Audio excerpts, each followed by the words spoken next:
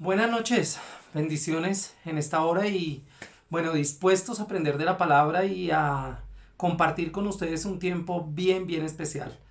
No sin antes saludarles, bendecirles y no es por nada en especial, pero hoy sí que quiero agradecer a todos aquellos que de una u otra forma nos siguen en las redes sociales y nos ayudan a compartir esta serie de meditaciones, de enseñanzas, de predicaciones que hemos venido teniendo durante todos estos meses de la pandemia.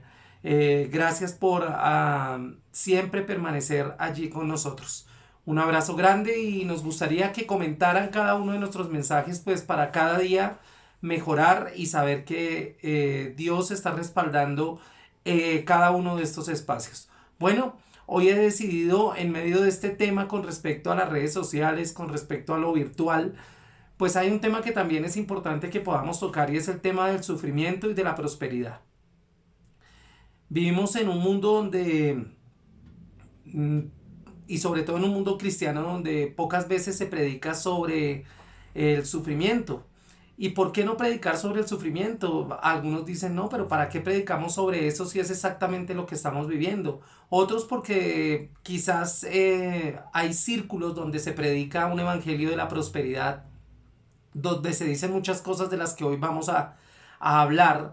Y justamente para empezar, digamos, quisiera contar algo que Lutero dijo en la época de la Reforma.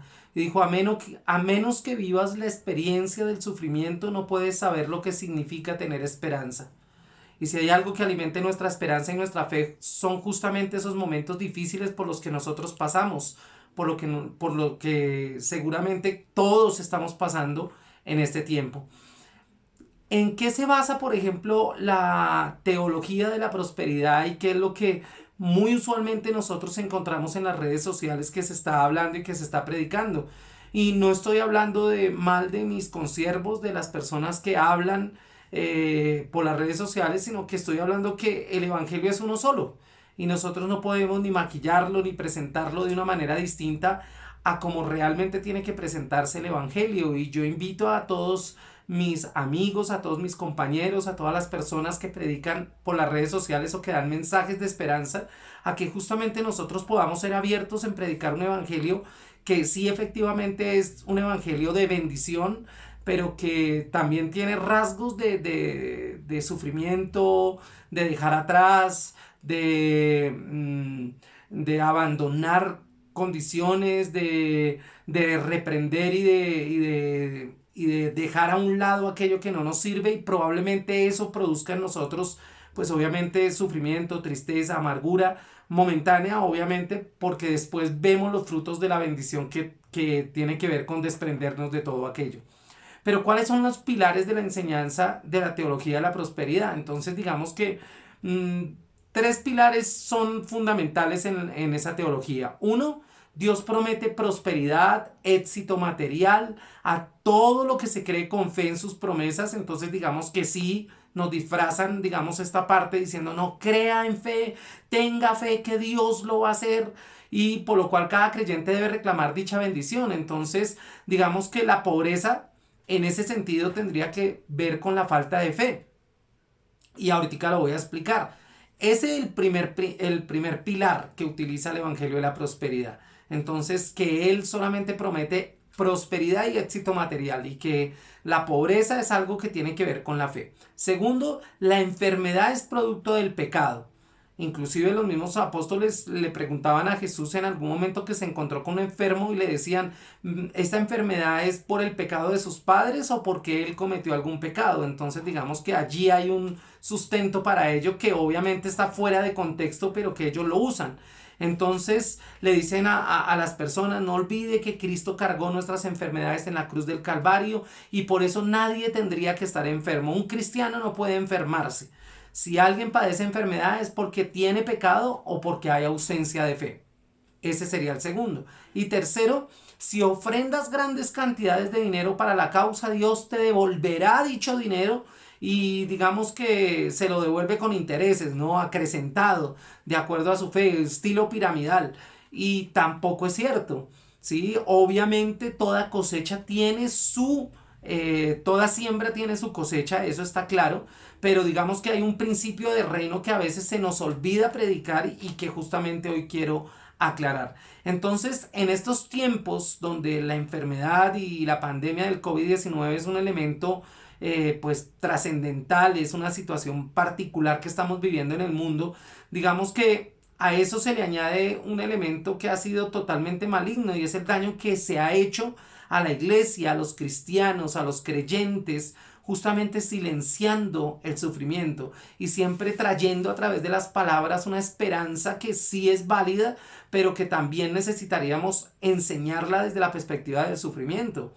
Yo siempre he colocado un ejemplo claro con respecto a la pureza del oro.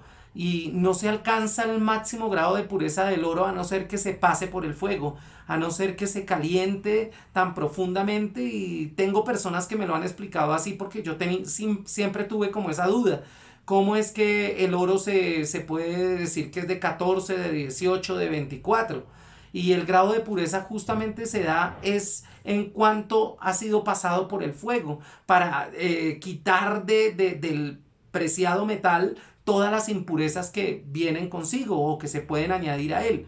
Entonces, digamos que esos maestros de ese falso evangelio de la prosperidad enseñaron a cada uno de los feligreses, a cada uno de los hermanos de la iglesia a construir sueños, a construir proyectos de cristal en un momento difícil por el que estamos pasando. Y uno tiene que ser claro, todas las cosas van a ser difíciles de lograr, todas las cosas tienen un proceso por el cual debemos nosotros seguir y esperar justamente, y no se van a dar de un día para otro, y no se van a dar así en el clic que uno pueda entregarse. Entonces digamos que no pensaban en el cielo, sino, o no predican en el cielo en sí, sino hacer de la tierra un paraíso, y eso tampoco es cierto. Entonces, digamos que la teología de la prosperidad es una utopía en un mundo que es difícil, en un mundo que va en decadencia, porque la palabra así lo dice, en un mundo donde hay guerras y rumores de guerras, en un mundo donde hay hambre, un mundo donde hay pestes, un mundo donde hay desigualdad, un mundo donde hay una cantidad de pecados que se exacerban cada vez más con el tiempo y con el pasar de los días. Estamos viendo cómo generaciones completas se levantan en una inmoralidad, en un anarquismo terrible, y nosotros no podemos estar pensando solamente en que si usted no tiene es porque está en pecado, si usted no está sano es porque seguramente quién sabe qué está haciendo mal, sino porque realmente hay unas condiciones particulares de la vida del cristiano que tienen que tomarse en cuenta.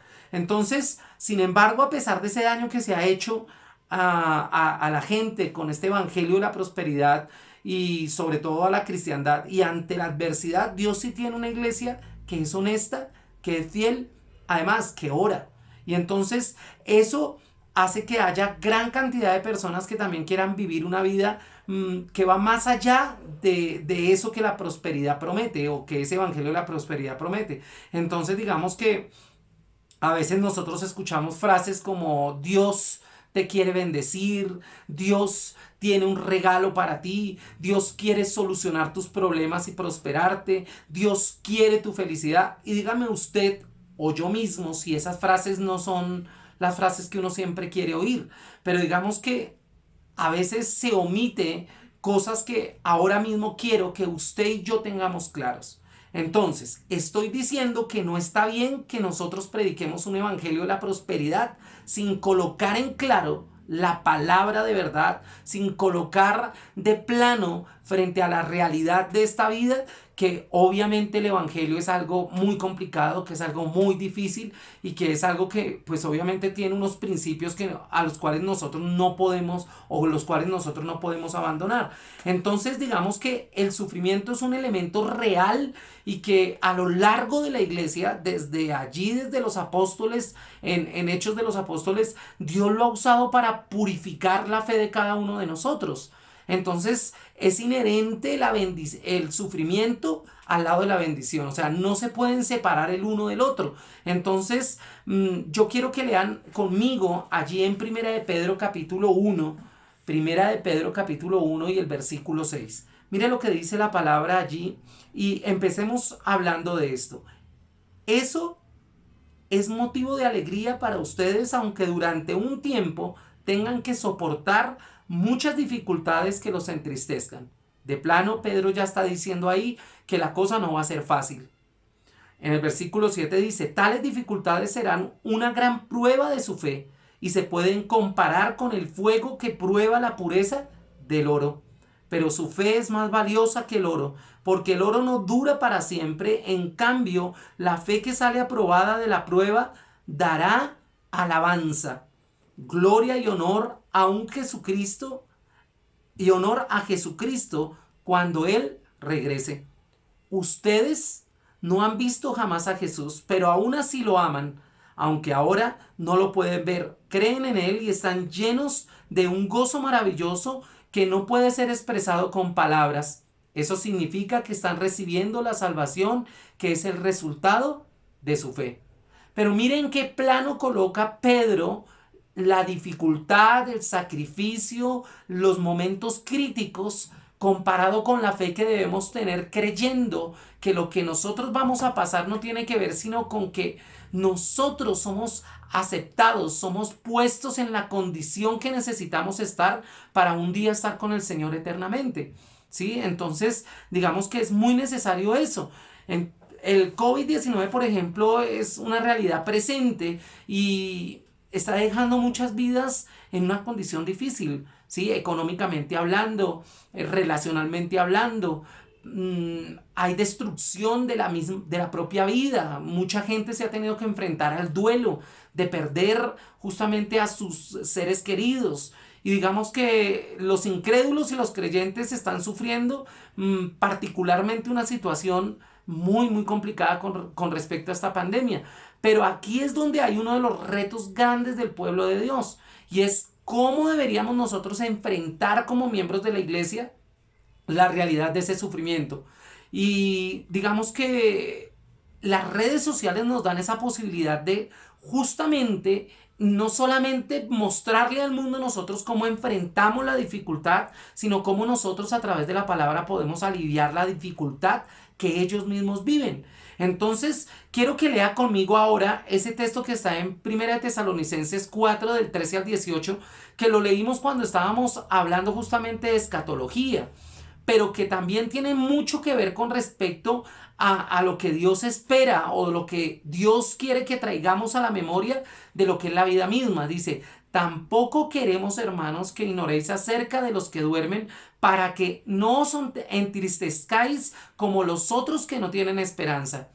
Ojo con esa partecita, no os entristezcáis como los otros que no tienen esperanza, porque si creemos que Jesús murió y resucitó, así también traerá Dios con Jesús a los que durmieron en él. Por lo cual os decimos esto en palabra del Señor, que nosotros que vivimos, que habremos quedado hasta la venida del Señor, no precederemos a los que durmieron, porque el Señor mismo con voz de mando, con voz de arcángel y con trompeta de Dios descenderá del cielo, y los muertos en Cristo resucitarán primero. Luego nosotros, los que vivimos, los que hayamos quedado, seremos arrebatados juntamente con ellos en las nubes para recibir al Señor en el aire, y así estaremos siempre con el Señor. Por tanto, alentaos los unos a otros con estas palabras. Mire, mi hermano, Pablo, lo decía antes de Pedro, ahora lo digo de Pablo. Pablo también avisora, nos deja ver que viviremos tiempos difíciles, tiempos complicados, donde nuestra fe va a ser probada, pero es necesario que nosotros entendamos que tenemos que alentarnos los unos a los otros. ¿Sabe? Dice que Pablo utilizó eso de la muerte del creyente como un leve sueño. ¿Por qué? Porque a nosotros nos espera la vida eterna. ¿Sí ve? Y entonces está hablando justamente, el cuerpo va a resucitar, porque Cristo así lo estipuló, por lo cual nosotros tenemos que alentar a los creyentes que están a nuestro lado y decirles, no os entristezcáis como los otros, porque esos otros no tienen esperanza, nosotros sí.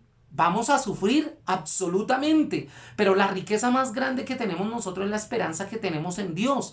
Entonces, nosotros podemos llorar, claro, nosotros tenemos la posibilidad de llorar en tiempos difíciles, pero no podemos dejar de creer en Dios. Y yo creo que esa es una de las tareas más encomiables que tenemos nosotros los cristianos en este tiempo a través de las redes sociales, y es ayudarle a la gente a que tenga esperanza y a que no deje de creer en Dios. Sí, porque estamos viviendo momentos difíciles y aunque se les ha, digamos, inyectado un evangelio de prosperidad y ahorita de pronto se ven imposibilitados, por ejemplo, de decir estoy mal y se comen eso porque si usted dice que está mal es que de pronto está en pecado o es que no está bien que usted hable sin fe. Y de pronto a veces nuestra realidad nos invita a decir sí, estamos en dificultad y justamente eso ayudará a que otros se acerquen y nos den la mano, porque es que así dice la palabra. Nosotros somos bendición para los que nos rodean. Nosotros venimos a ser ese bastón que necesitan quienes hoy están cayendo en la necesidad que puedan estar teniendo. Entonces el dolor y la tristeza que produce la muerte, en este caso, que la estamos viviendo muy de cerca aquí en nuestro país, son elementos presentes justamente en la teología del sufrimiento. O sea, nosotros tenemos que vernos con la enfermedad, sí, tenemos que vernos con la muerte, sí, tenemos que vernos con la escasez, sí, y eso lo enseña Pablo y lo enseñan cada uno de los escritores de la Biblia. Entonces, sin embargo, desde la perspectiva de Dios, no importa la necesidad que nosotros tengamos, la esperanza siempre va a estar ahí, pero justamente no para que tengamos y tengamos en abundancia para atesorar, muy probablemente si Dios nos da es para que nosotros podamos compartir a quienes quizás no tienen. El pueblo de Israel pasando por Egipto nunca sufrió necesidad, tampoco tuvieron abundancia, pero nunca les faltó nada. A medida que iban necesitando, Dios iba proveyendo, y esa es la esperanza que usted y yo tenemos. No crea si alguien le dice, mire, es que Dios tiene un regalo para usted, haga el chance, o cómprese el baloto, o espere ahí que Dios le va a dar algún día. Pues mi hermano, ahí se va a quedar. La palabra dice que el que no trabaje no coma. Y usted me puede decir, pero ahorita ¿en qué trabajo? Bueno, hermano, Dios da ideas. Dios es Dios creador, creativo, y Dios lo puede hacer. Entonces es importante que usted tenga en cuenta eso. Dice la palabra de Dios en 1 Corintios capítulo 15, versículos 54 y 55. Cuando esto corruptible se haya vestido de incorrupción, o sea, el cuerpo, y esto mortal se haya vestido de inmortalidad, entonces se cumplirá la palabra que está escrita. Sórbida es la muerte en victoria. ¿Dónde está, oh muerte, tu aguijón? ¿Dónde, oh sepulcro, tu victoria? En tiempos difíciles como ahora, es justamente cuando hablar del sufrimiento se hace presente no como algo que nos debe alarmar, sino que nos hace recordar que este mundo es pasajero, ¿sí ve? Y que la muerte es el final enemigo, o sea, el enemigo final que debemos vencer, ¿sí? Inclusive no tenemos que pelear contra ella. Decía Pablo de alguna manera muy particular, decía, ¿quién me librará de este cuerpo de muerte? ¿Sí? Para él vivir era ganancia. Bueno, vivir era Cristo mismo y el morir era ganancia, pero él tenía que vivir para hacer la obra de Dios. Hoy, a nosotros que Dios nos ha regalado el don de la vida, pues esperemos en Dios. Creámosle a Dios en fe, no que nos va a enriquecer, pero sí creámosle que nos va a dar cada cosa que nosotros necesitamos en el tiempo justo, en el momento justo. Entonces, la iglesia no se puede desmoronar en este tiempo, sino por el contrario se tiene que hacer fuerte, y nosotros debemos proclamar a Cristo, ese Cristo que resucitó, ese Cristo que venció la muerte y que seguirá siendo indudablemente una verdad, pero con poder en cada una de nuestras vidas. Así que hoy justamente nosotros tenemos que decir que Jesús, al contrario de lo que predican muchos hoy, Jesús les dijo, las zorras tienen cavernas y las aves del cielo nido, mas el Hijo del Hombre no tiene donde recostar su cabeza. Lo dijo en Mateo capítulo 8 y capítulo 20, versículo 20. ¿Usted cree que él, quizás ofreciéndole a los discípulos y a los apóstoles riquezas, no hubieran sido muchos más los que lo hubieran seguido? Pero aquí les estaba diciendo, mire, si es por riqueza, no me sigan. Si es por lo que esperan tener, no me sigan. Yo no tengo nada, no tengo ni a dónde recostar la cabeza. Y no solamente eso, dicen que todo hijo de Dios debe ser prosperado y poseer dinero. Dicen en la teología de la prosperidad y comodidades, porque esas son bendiciones de Dios. Entonces iría muy en contra de lo que acabo de leer. En Lucas 12:15 dice, y les dijo, mirad, y guardaos de toda avaricia, porque la vida del hombre no consiste en la abundancia de los bienes que posee. Tenerlos no es malo, absolutamente no, pero donde está la riqueza, su riqueza está allí su corazón. ¿Sí ve? Si su corazón está en su trabajo, Su riqueza está ahí, pero si su corazón está en Dios, su riqueza está en Él justamente. Así que nosotros tenemos que tener cuidado y justamente en estos momentos de dificultad, en estos momentos de escasez, en creer que hay un evangelio de la prosperidad. Más bien pensemos que este sufrimiento es leve, es momentáneo y que Dios justamente está preparándonos justamente para vivir tiempos de bendición, para vivir tiempos donde vamos a poder ver su gloria y la evidencia de su amor en cosas simples, pequeñas y maravillosas. Primera de Juan capítulo 2 versículo 15 dice: no améis al mundo ni las cosas que estén en este mundo. Si alguno ama al mundo, el amor del Padre no está en él. Si amando a Dios, Dios quiere proveerte para bendecir ministerios, para que tu propio ministerio sea supremamente bendecido, dale la gloria a Dios. Pero la cuestión no es gozar de comodidades estrambóticas, la cuestión no es tener iglesias ostentosas, templos ostentosos. Hoy los templos ostentosos están vacíos. Claro, todos queremos tenerlo. Yo aspiro un día tener un templo donde podamos estar cómodos. Claro que sí, pero no podemos colocar nuestra mirada en el templo antes que en las personas que asisten a ese templo. No podemos pensar en tener un templo supremamente lujoso cuando hay gente dentro de la iglesia que quizás está muriendo de hambre y son personas que inclusive trabajan para la misma obra. Tenemos que tener cuidados. En Proverbios Salomón decía, capítulo 30, versículo 8, no me des pobreza ni riquezas. Manténme del pan que he de menester, o sea, que necesito.